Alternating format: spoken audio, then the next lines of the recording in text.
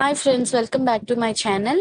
ఈరోజు మనం హెల్త్కి ఎంతో బెనిఫిట్స్ని ఇచ్చే ఉలవచారుని ఎలా తయారు చేసుకోవాలో తెలుసుకుందాం. ముందుగా ఉలవలను అయితే తీసుకొని వీటిని ఒక 2-3 సార్లు అయితే బాగా క్లీన్ చేసుకోవాలండి.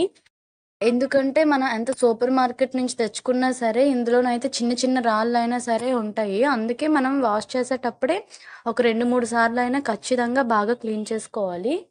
బాగా క్లీన్ చేసుకున్న తర్వాత మనం తీసుకున్న ఉలవల క్వాంటిటీ బట్టయితే వాటర్‌ని కొంచెం ఎక్కువగానే వేసుకొని ఓవర్ నైట్ అంతా అయితే నానబెట్టుకోవాలి. ఎందుకంటే మనం ఈ వాటర్‌నే మనం చారుగా యూజ్ చేస్తాం తర్వాత.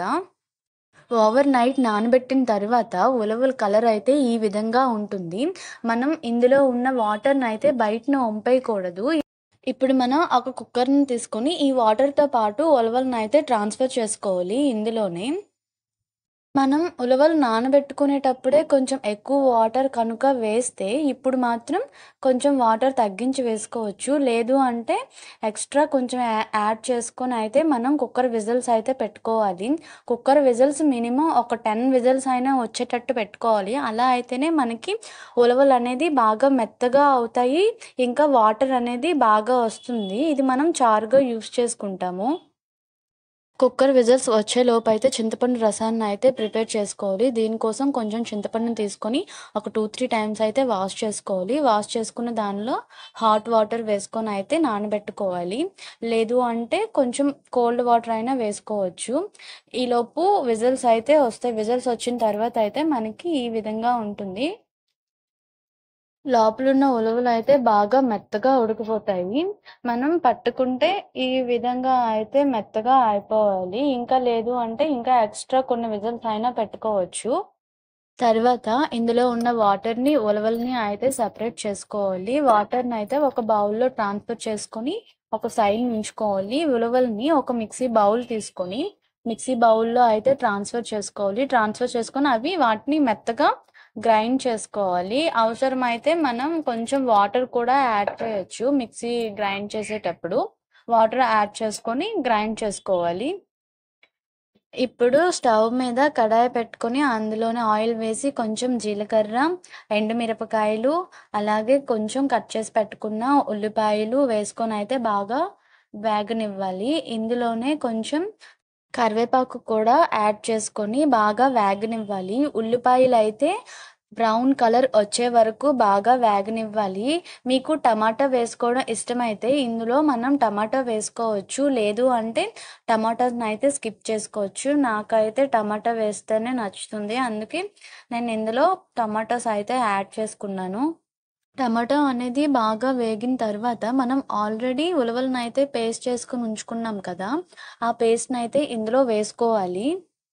పేస్ట్ మొత్తాన్ని వేసేసిన తర్వాత కాసేపయితే బాగా వేగనివ్వండి. ఈలోపు మనం కుక్కర్ పెట్టేటప్పుడు వాటర్‌నైతే సైడ్ ఉంచుకున్నాం కదా! ఆ వాటర్‌నైతే ఇందులో వేసుకోవాలి. అలాగే చాలామంది ఉలవకట్టు, ఉలవచారు 2 ఒకటే అనుకుంటారండి. కానీ ఉలవకట్టు వేరు, ఉలవచారు వేరు. మనం ఉలవల్ని ఇలా గ్రైండ్ చేసి, నానబెట్టుకొని, ఇలా చేసుకునే ప్రాసెస్‌ని మనం ఉలవచారు అని అంటాం. ఉలవకట్టయితే మనం ముందుగానే ఆ ఉలవల్ని పిండిలా అయితే చేసుకొని ఉంచుకుంటాం. ఆ పిండితో చేసేదాన్నయితే ఉలవకట్టు అని అంటాము. ఇది ఆల్రెడీ మన ఛానల్‌లో అయితే ఉంది. చూడాలి అనుకునేవారు చూసేయండి. ఈలోపు మనం చింతపండు పులుసునైతే ముందుగానే ప్రిపేర్ చేసుకొనైతే ఉంచుకున్నాం కదా! అదైతే ఇందులో వేసేసుకోవాలి. నేనైతే దీన్ని కొంచెం చిక్కగా ప్రిపేర్ చేసుకున్నాను. ఇంకా పలుచగా కావాలి అనుకునేవారైతే కొంచెం ఎక్కువ చింతపండు రసాన్నయితే వేసుకోవచ్చు. మనకి ఈ ఉలవ కట్టు, ఇంకా ఉలవ చారు వల్ల చాలా హెల్త్ బెనిఫిట్స్ అయితే ఉన్నాయండి. మెయిన్‌గా మనకి కిడ్నీలోని స్టోన్స్ అయితే కరగడానికి బాగా యూజ్ అవుతుంది. ఇంకా వెయిట్ లాస్ అవ్వాలి అనుకునే వాళ్ళకి కూడా బాగా యూజ్ అవుతుంది. ఇందులోనే చింతపండు రసాన్ని వేసేసుకున్న తర్వాత ముందుగా చెప్పినట్టు కొంచెం పలుచగా కావాలి అనుకునే వాళ్ళు కొంచెం ఎక్కువ రసాన్నే వేసుకోవచ్చు. లేదు చిక్కగా కావాలి అంటే కొంచెం సరిపోతుంది. ఇందులోనే కొంచెం కారం, అలాగే రుచికి సరిపడినంత సాల్ట్, అలాగే కొంచెం పసుపు వేసుకొనైతే బాగా కలపండి.